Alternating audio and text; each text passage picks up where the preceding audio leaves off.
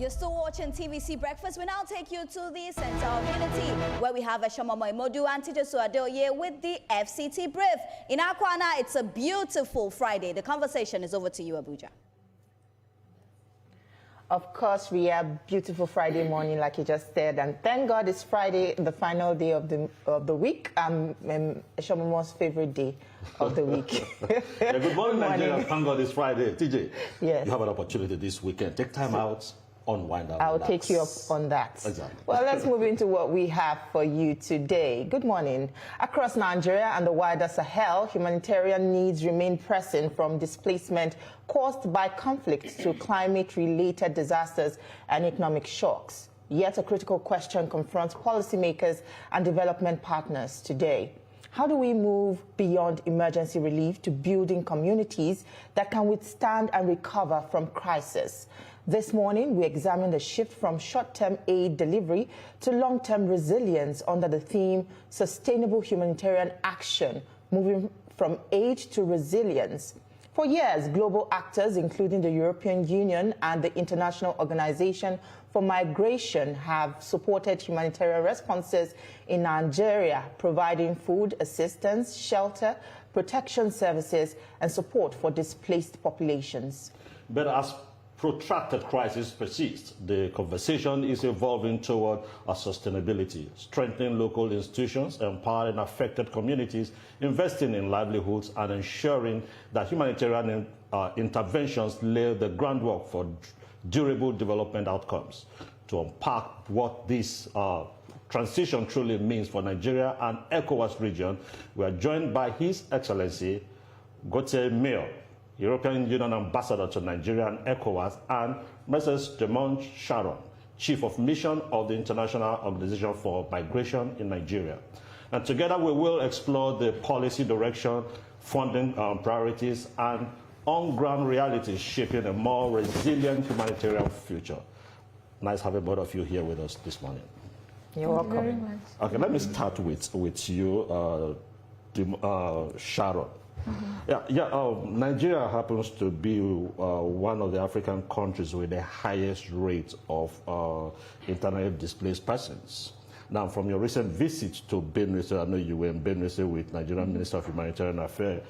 Would you say that, how would you describe the type of displacement in Benue State compared to the one we have in the Northeast? We're talking about farmer herders crisis. Is it due to insecurity and all that? And where will you place Benue in the whole scheme of things? Thank you very much, Ish, for having me.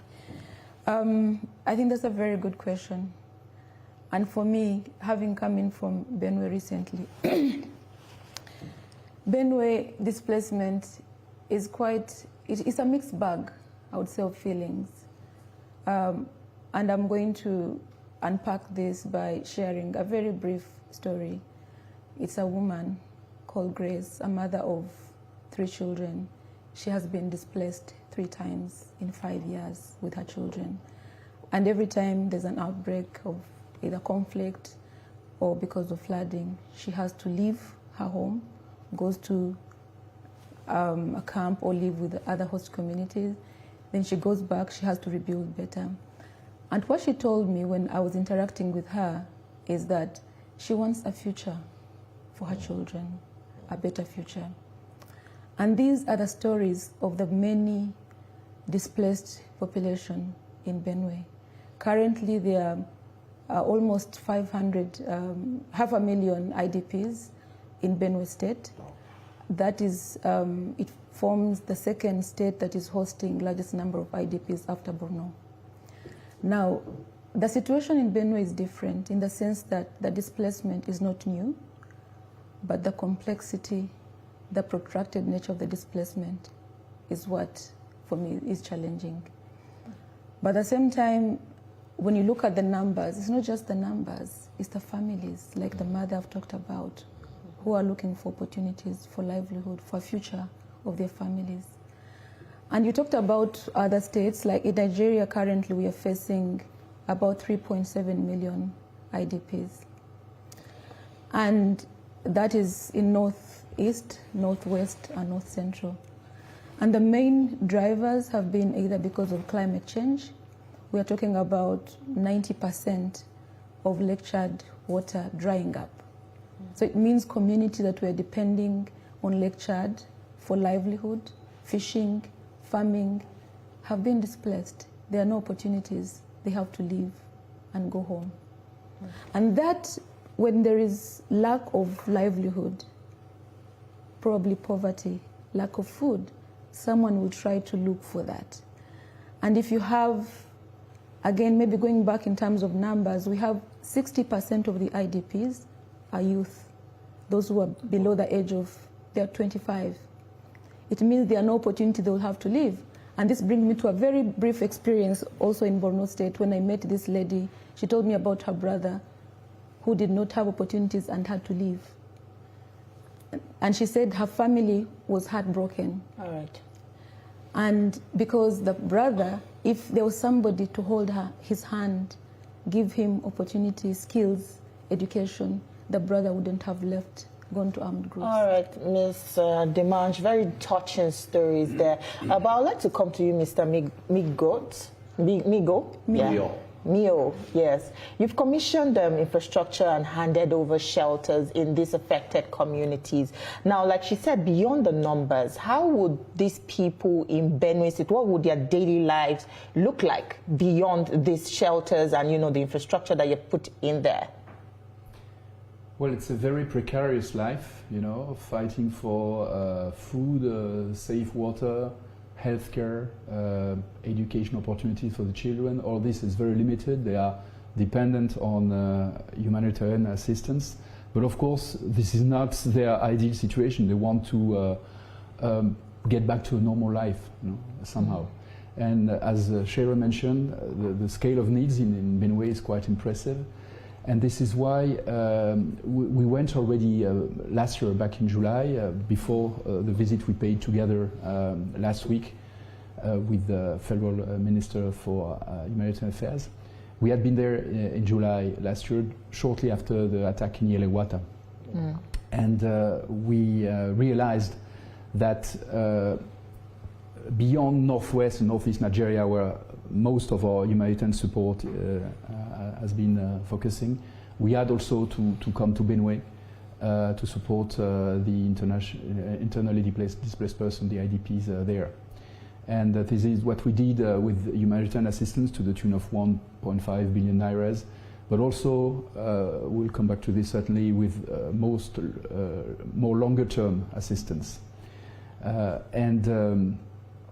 Because we need, first of all, to bring the support of life-saving support, let's say, to these people.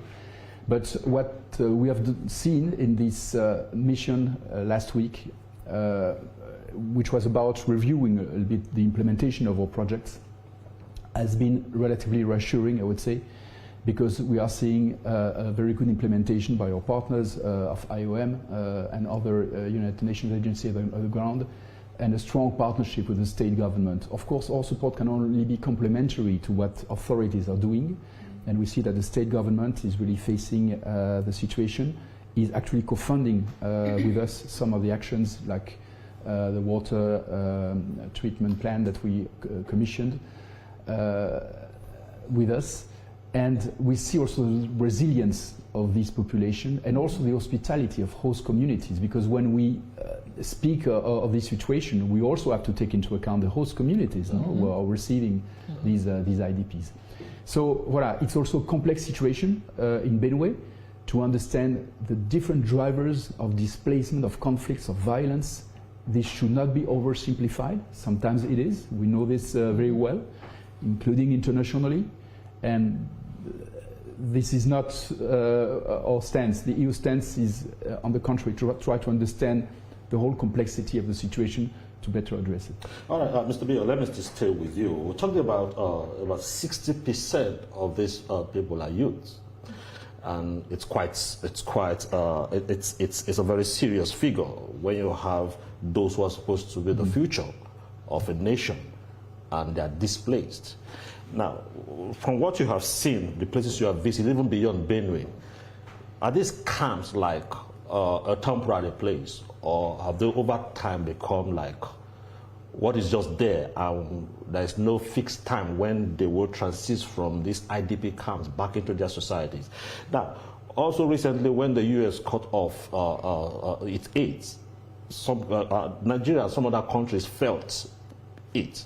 I'm asking, how can governments and the private sector in Nigeria scale up involvement in the lives of the people at the camp and even the host communities, that we do not have to depend on donor countries? If it does not come, we have capacity to provide what the people need. What can be done? I think this requires a general mobilization of domestic resources in Nigeria from the federal government, from the state governments, and from the private sector to address these needs. And not only the needs in Benue, there are very pressing needs on malnutrition, for instance, in northwest and northeast Nigeria. There's also something that we went together with Sharon to see in Katsina State some time ago. And yes, there is a lack of funding, which makes that international community has to intervene. But international community is not always reliable, and we have seen this recently. And international community has also its own constraints, other needs, sometimes more pressing in other countries, in particular in the Sahel. And so it's very important for Nigeria to take the lead on this. And of course, it's not only about providing life-saving support, immediate humanitarian support, but providing durable solutions. And this is the other aspect of our intervention also, to provide these people with livelihood opportunities, with education opportunities for the children. Of course, the possibility to return to their home communities if conditions allow, security in particular, or if they prefer, or if they can't return to their home communities, to find durable solutions of integration where they have been displaced. And also to help the host communities with that. So it's about giving them livelihood opportunities. It's about giving them also social protection to avoid that they fall back into crisis situation. It's really an integrated intervention, and also we have to work on peace building to avoid new conflicts, and that's the third component on which we are also working. All right, Ms. Sharon, humanitarian interventions often address issues like water, shelter, and the immediate needs of those that are displaced. And rarely do these displacement, are they temporary? Now, how would you ensure that, you know, what kind of strategies in place to ensure that these interventions are far-reaching and long-lasting, that these displaced communities don't have to fully depend on aid?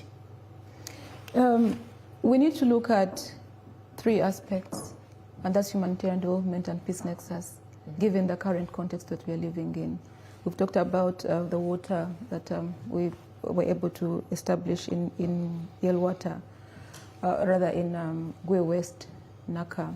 We have seen shelters being established, but for me, I think that is the immediate life-saving interventions, and we need to look at more durable solutions. You need to find, like the story I gave of a mother, where she has to stop from depending on handouts, and she's able to find opportunities, provide food for her children. She's able to move from shelter made out of tents and move to a permanent home. We need to look into more peace-building interventions, early warning systems, so that humanitarian response, what we provide, is not just reacting to what is happening, to violence or to climate shocks, but rather you need to plan well ahead of time. And what is so encouraging is that we see more ownership and leadership by the government. Like we talk about Benue State, where the government was able to come in with a water treatment plant which was established with funding support from European Union, but the government had to bring and contribute. But also see more planning from government. Now most of the states have established state action plan on durable solutions. We have seen several of the states' action plan have been established, but even the government has put in place an anticipatory action plan.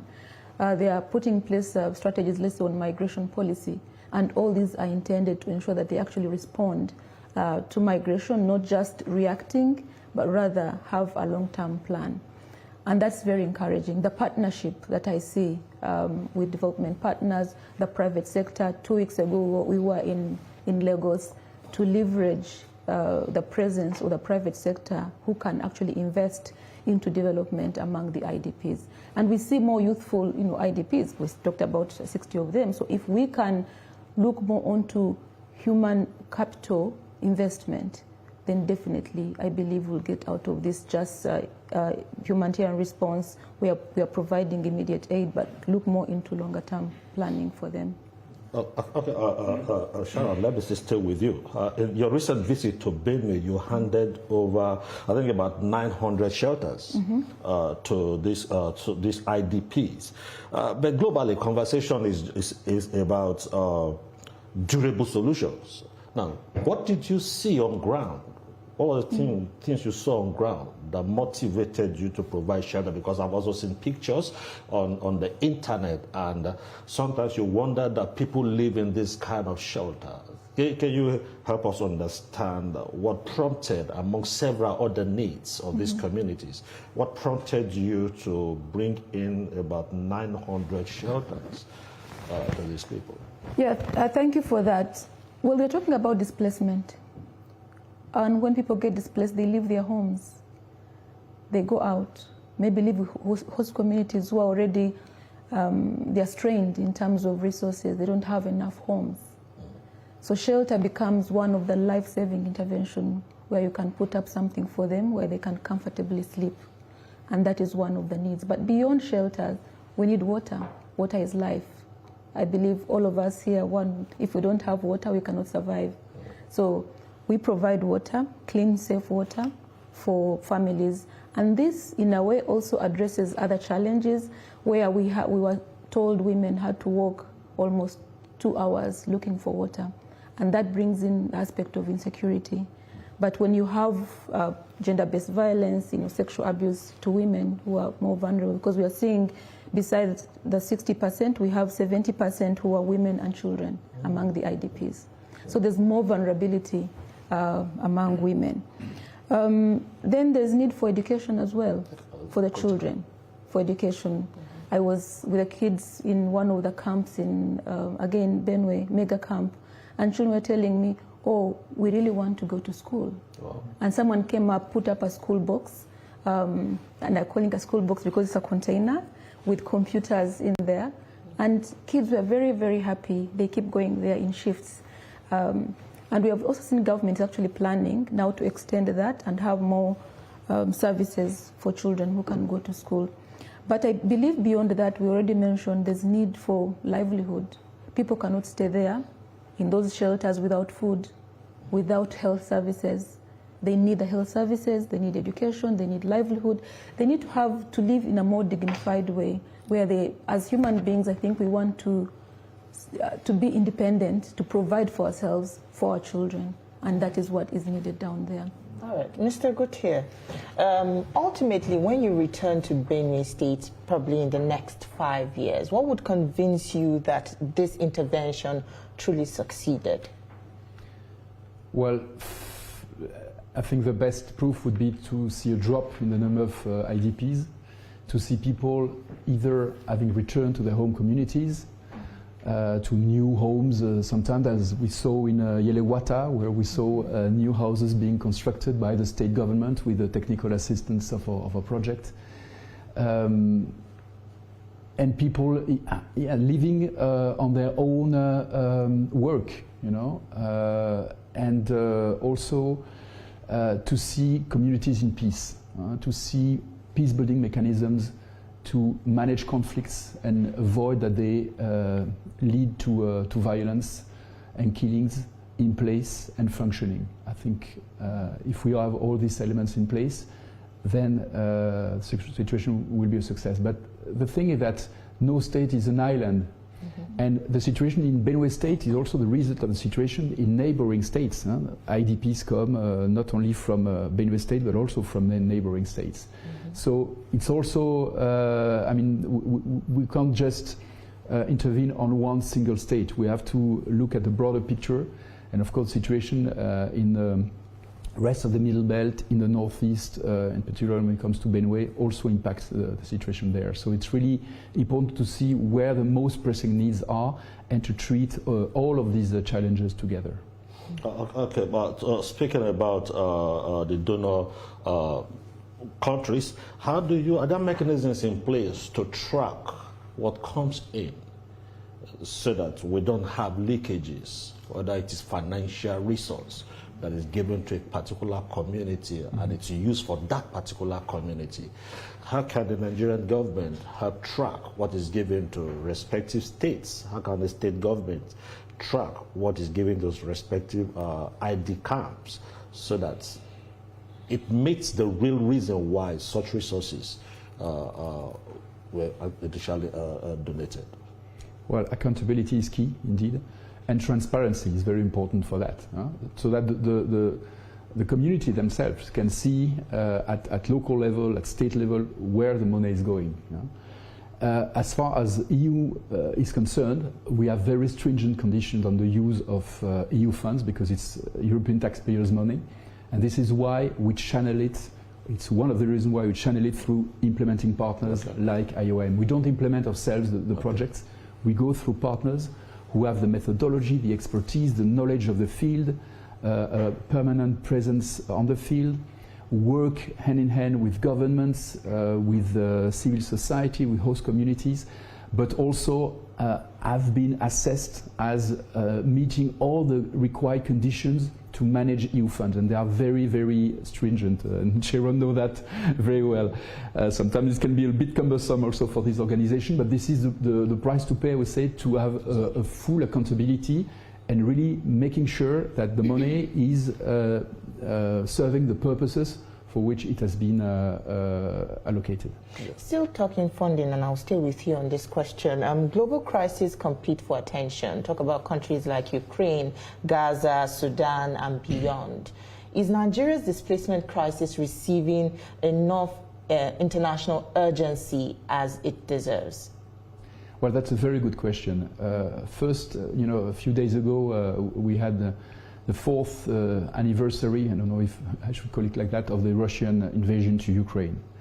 And one of the effects of this absurd war launched by Putin, by Russia, is that it's diverting hundreds of billions of dollars or euros from pressing needs, humanitarian support, development support, to military equipment and destructions or needs of reconstruction. And our fear is that if the war goes on, this will be growingly felt in beneficiary countries. And when it comes to Nigeria, what donor countries see is a country which is not a poor country, not one of the least developed countries. It's a low middle income country in the international classification, meaning a country which has resources to meet its own basic needs. And so many partners say, why should we give humanitarian support to Nigeria? We have to give it to poorer countries in Africa or elsewhere. And this is what has led already some partners to stop giving humanitarian assistance to Nigeria. So I think it must be also a wake-up call, as we were discussing previously, so that there is an enhanced effort, financial effort, by all levels of government and also by the private sector, private foundation, for instance, in Nigeria, to take over. Okay, Sharon. They say people get addicted to how they make money. Now, how do we ensure that these humanitarian interventions does not become like a substitute to resolve the root cause of this crisis that initially caused this displacement?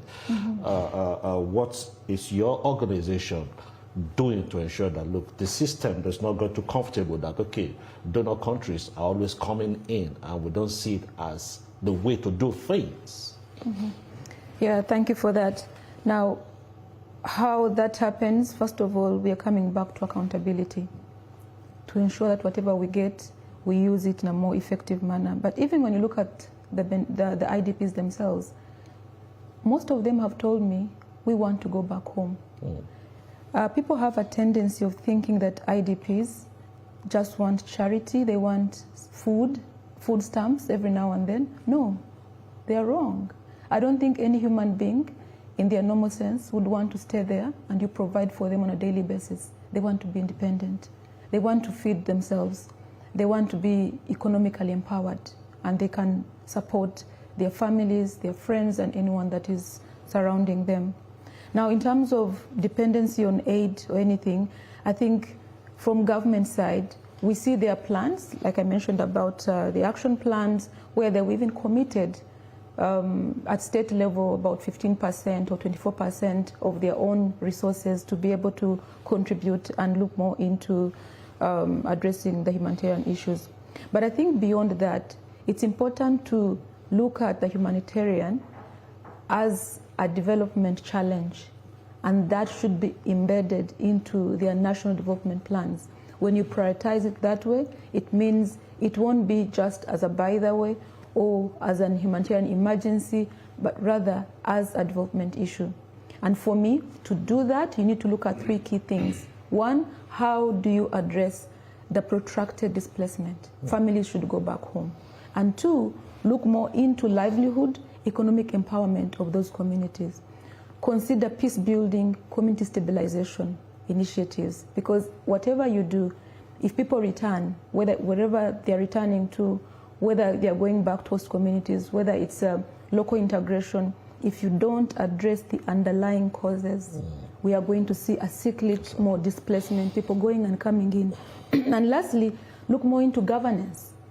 Migration governance is critical.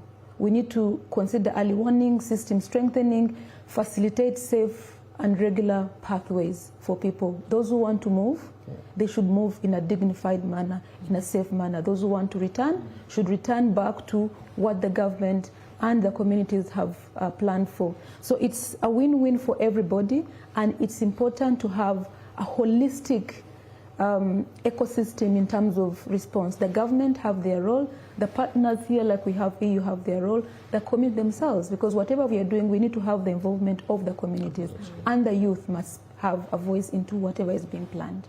And in an area where there's usually a lot of political interference, how do you ensure that aid gets to those that are truly in need of it? Now, what we do as IOM, we support the priority of the government. It's important to have the government at the forefront of what is happening. We can never do anything in this country without government leadership. And because of the partnership that we have, because of the trust that we have, the relationship that we have built, we ensure that, as you mentioned, we are accountable as an organization. We have our audit. Nigeria is a member state of IOM. So whatever we are given in terms of funding, it has to really comply with those established internal procedures, which even member states have committed to. And that's how we actually deliver. So there's no interference in whatever we are doing. All right, I think that's where we'll leave the conversation this morning because of our time, but we must say thank you so much for joining us on the program. We definitely look forward to how this intervention truly helps those that are in need and in affected communities. And I hope that it goes beyond Benue states to other affected communities and states. It's beyond. Yeah. We are looking at all those northeast, northwest, and of course North Central, so it's not just Benue. And lastly, maybe before I conclude, I know time is of essence, I wanted to really highlight the fact that the greatest asset for Nigeria, it is human beings, it's people. The youth that we have in Nigeria are very brilliant, very hardworking, resilient. So if we have more human capital investment, definitely we are going to see more development into this country. Thank you. All right, thank you so much for your time. It's been a pleasure. Thank you. Thank you. That's where we'll draw our curtains today and sign off for the week, but we'll hand you over to Lagos, where Ria and the rest of the team are standing by to continue the rest of the show.